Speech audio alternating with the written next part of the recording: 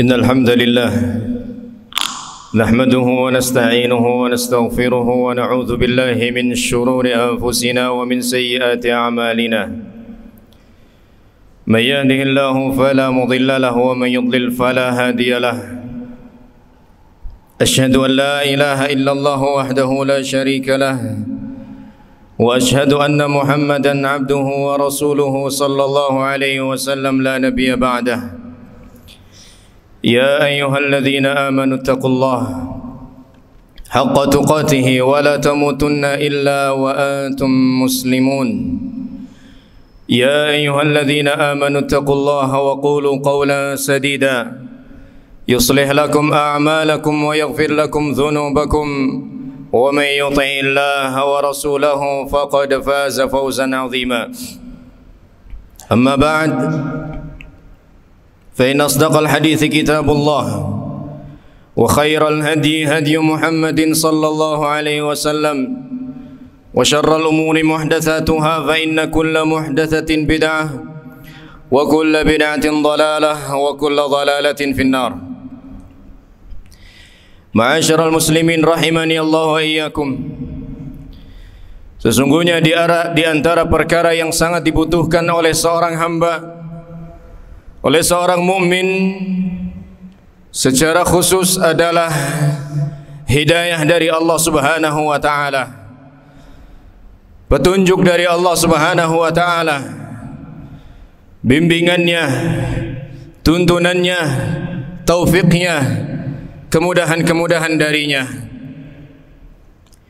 Dan di antara perkara yang menjelaskan kepada kita bahwa kita sebagai seorang mukmin sangat-sangat membutuhkan hidayah Allah Subhanahu wa taala dan selalu membutuhkannya tanpa membedakan siapa kita. Apakah kita orang tua ataukah kita anak-anak? Apakah kita pemimpin ataukah kita yang dipimpin? Kita semua sama-sama membutuhkan hidayah Allah Subhanahu wa taala. Maka di antara hal yang menunjukkan bahwasannya kita berhajat terhadap petunjuk Allah Subhanahu wa taala adalah dikondisikannya kita, diwajibkannya kita untuk meminta hidayah ini kepada Allah Subhanahu wa taala dalam satu hari tidak kurang dari 17 kali. Yaitu saat kita diharuskan membaca suratul Fatihah dalam salat kita, di sana kita akan mengatakan ihdinas siratal mustaqim. Ya Allah, tunjukilah kami jalan yang lurus. Syekhul Islam Ibnu Taimiyah rahimahullah taala mengatakan wal 'abdu muttarrun ila rahmatillahi wa hidayatihi daiman ila siratil mustaqim fa huwa muttarrun ila maqsudi hadzal du'a. Seorang hamba senantiasa membutuhkan rahmat Allah Subhanahu wa taala juga petunjuknya. Petunjuk ke jalan yang lurus, tidak bisa tidak.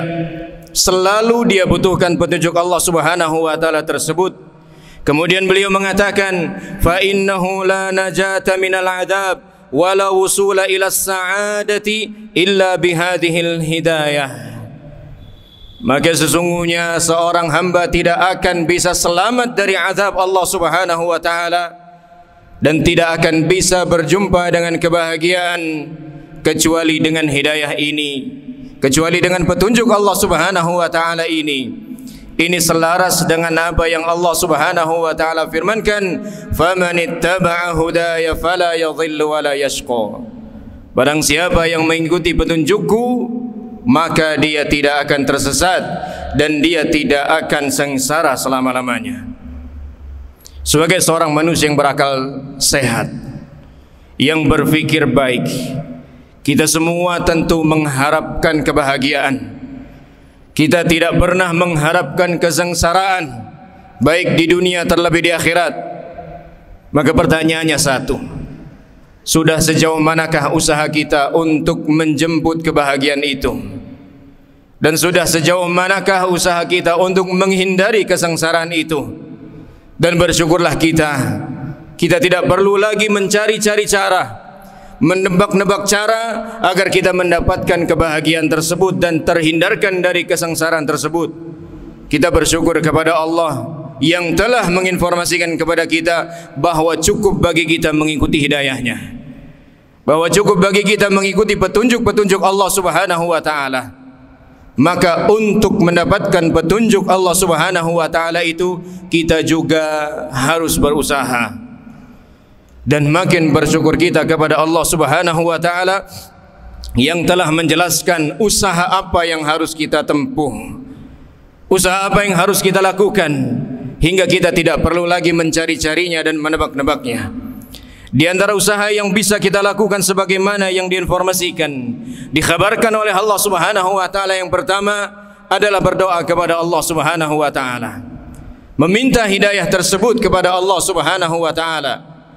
Rasulullah sallallahu alaihi wasallam bersabda, Allah Subhanahu wa taala berfirman, "Ya ibadi kullukum dhallun illa man hadaitu fastahduni ahdikum." Akhrajahu Muslim. Wahai sekalian hambaku, sesungguhnya kalian semua dalam kondisi tersesat, kalian semua tanpa terkecuali. Barulah kemudian Allah mendatangkan pengecualian, illa man hadaitu, kecuali orang-orang yang kuberi hidayah, kecuali orang-orang yang kuberi petunjuk. Fastahduni ahdikum, maka mintalah petunjuk itu, aku akan berikan petunjuk itu kepada kalian. Maka sebagai seorang hamba yang lemah, yang senantiasa membutuhkan pertolongan dari Allah Subhanahu wa taala, jangan sampai lewat satu hari kita tanpa memohon petunjuk itu kepada Allah Subhanahu wa taala. Minimal saat kita membaca firman Allah Subhanahu wa taala, ihdinas siratal mustaqim, hadirkan hati kita, minta kepada Allah Subhanahu wa taala secara lahir dan batin. Jangan hanya meminta hanya di lisan saja, tapi pikiran dan hati kita entah kemana. Rasulullah sallallahu alaihi wasallam bersabda, "Ud'ullaha wa antum muqinuna bil ijabah, wa'lamu anna Allah la yastajibu du'aan min qalbin ghafilin lahin." Berdoalah kepada Allah Subhanahu wa taala dan kalian dalam kondisi yakin akan dijabahi oleh Allah Subhanahu wa taala. Dan ketahuilah, Allah Subhanahu wa taala tidak akan mengabulkan doa yang datang dari hati yang lalai. Maka teruslah minta hidayah ini kepada Allah Subhanahu wa taala. Sebandai apapun kita, sebanyak apapun pengetahuan kita, seluas apapun ilmu kita, kita tetaplah hamba yang fakir, yang lemah, yang senantiasa butuh akan pertolongan Allah Subhanahu wa taala.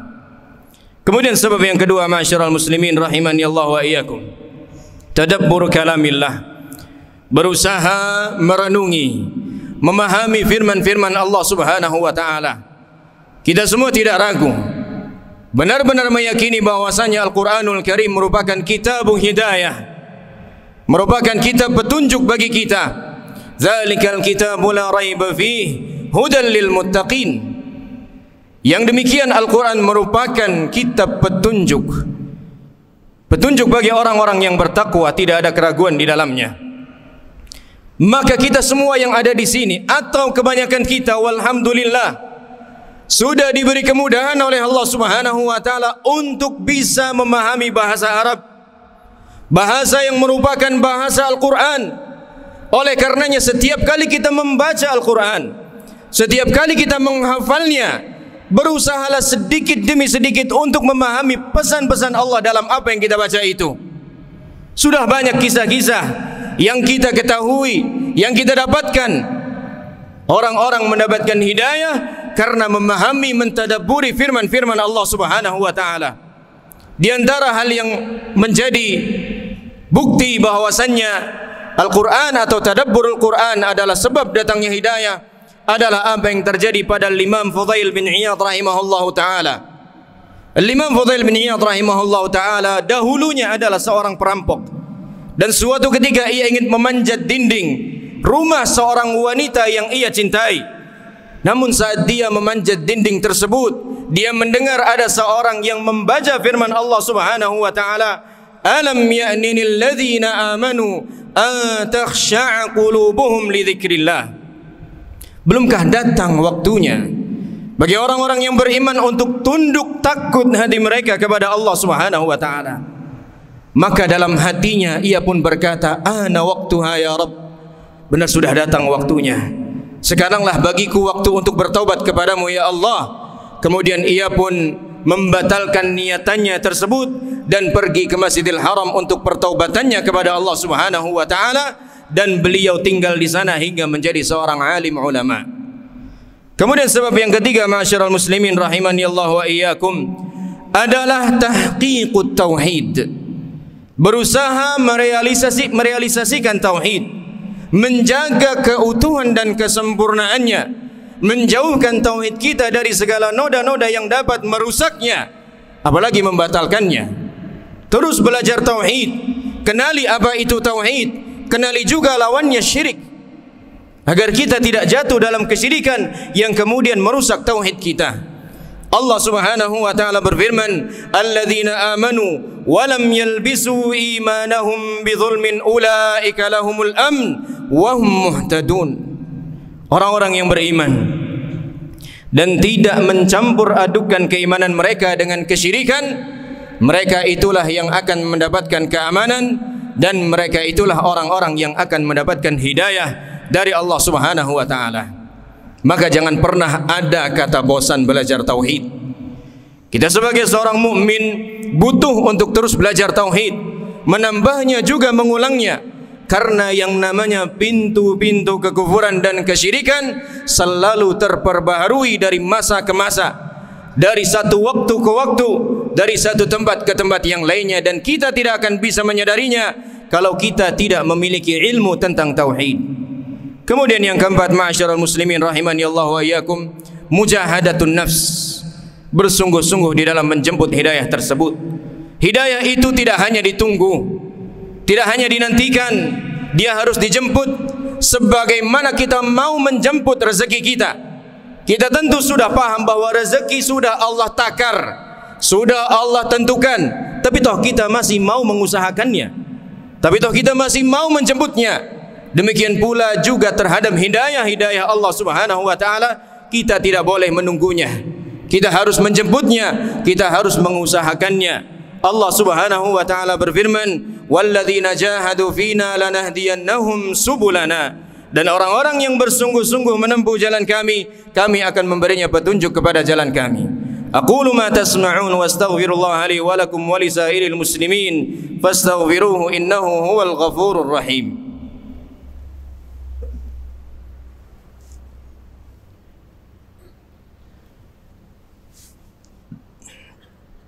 Alhamdulillahi Rabbil Alamin, wabihi nasta'inu ala umuri dunya wad din, wassalatu wassalamu ala khairil anbiya'i wal mursalin, wa ala alihi wa sahbihi ajma'in, wa ala man sara ala nahjihi ila yaumiddin, wa ba'd. Ma'asyiral muslimin rahimani Allah wa iyyakum, selain penting bagi kita untuk mengetahui apa saja sebab-sebab datangnya hidayah Allah Subhanahu wa taala bagi kita, wajib juga bagi kita untuk mengetahui apa saja faktor-faktor yang menghalangi datangnya hidayah tersebut agar bisa kita hindari. Araftu syarra la lisyarri walakin litawaqqihi, wa man lam ya'rifil khaira minasyarri yaqa' fihi. Aku mengetahui keburukan bukan untuk melakukan keburukan itu, tapi sebagai bentuk tindakan preventif, sebagai bentuk kehati-hatianku supaya aku tidak jatuh dalam keburukan itu. Wa man lam ya'rifil khaira minasyarri yaqa' fihi. Dan barang siapa yang tidak memahami mana yang baik, mana yang buruk, pasti jatuh dalam keburukan tersebut. Dan di antara faktor yang menghalangi datangnya hidayah tersebut, yang pertama adalah hawa nafsu yang senantiasa diperturutkan dalam hal apapun itu. Entah dalam hal-hal yang mubah, terlebih dalam hal-hal yang muharram, yang diharamkan oleh Allah Subhanahu wa taala. Allah Subhanahu wa taala berfirman, "Afara'aita man ittakhadha ilahahu hawah wa adallahu Allahu ala ilm wa khatama ala sam'ihi wa qalbihi wa ja'ala ala basarihi ghishawah."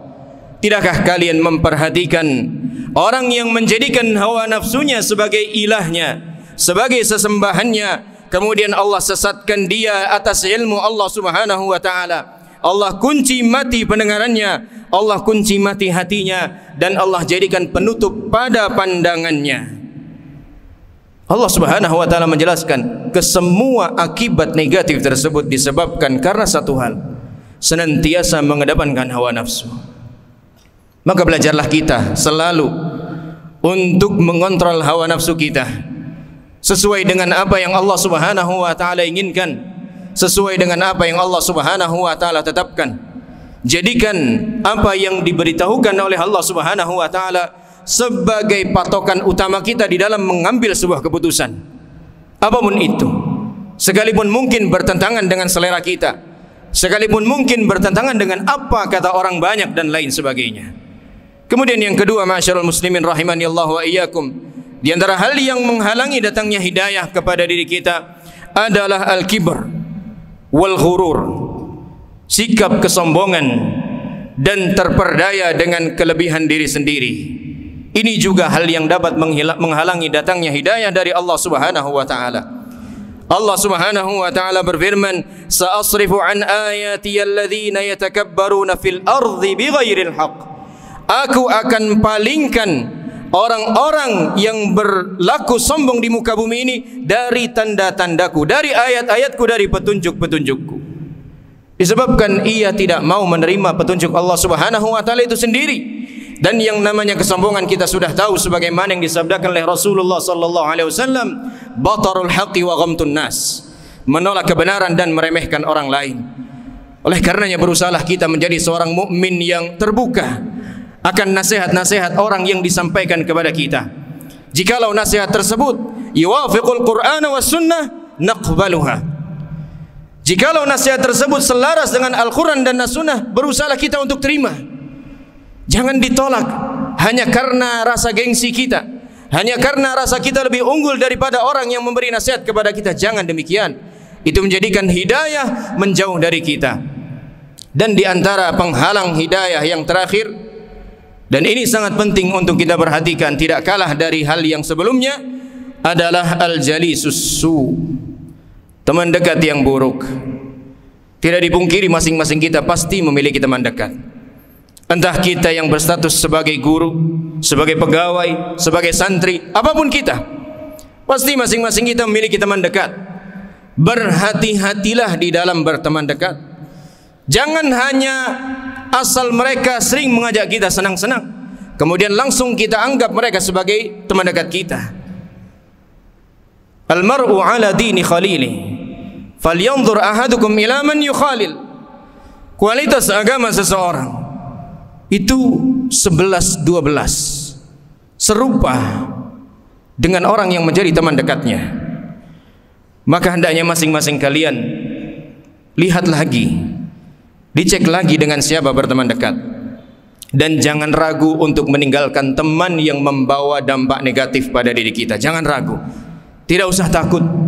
Allah Subhanahu wa taala akan gantikan dengan teman yang lebih baik, teman yang mendekatkan kita kepada petunjuk Allah Subhanahu wa taala, teman yang mengingatkan kita akan hak-hak Allah Subhanahu wa taala. Jangan sampai kita menjadi orang-orang yang hanya bisa menyesal di akhirat nanti hanya karena salah di dalam memilih teman. Sebagaimana yang diceritakan oleh Allah Subhanahu wa taala, wa yauma ya'addu adh-dhalimu 'ala yadayhi yaqulu ya laitani ittakhadhtu ma'ar rasuli sabila ya laitani lam attakhidh fulanan khalila. Ingatlah hari di mana orang-orang yang zalim nanti menggigit di jari jemarinya karena menyesal. Dia berkata, duhai kiranya dahulu aku menjadikan petunjuk Rasul sebagai jalan hidupku. Duhai kiranya aku tidak menjadikan si fulan sebagai teman dekatku. Laqad adallani 'ani dzikri ba'da idz ja'ani.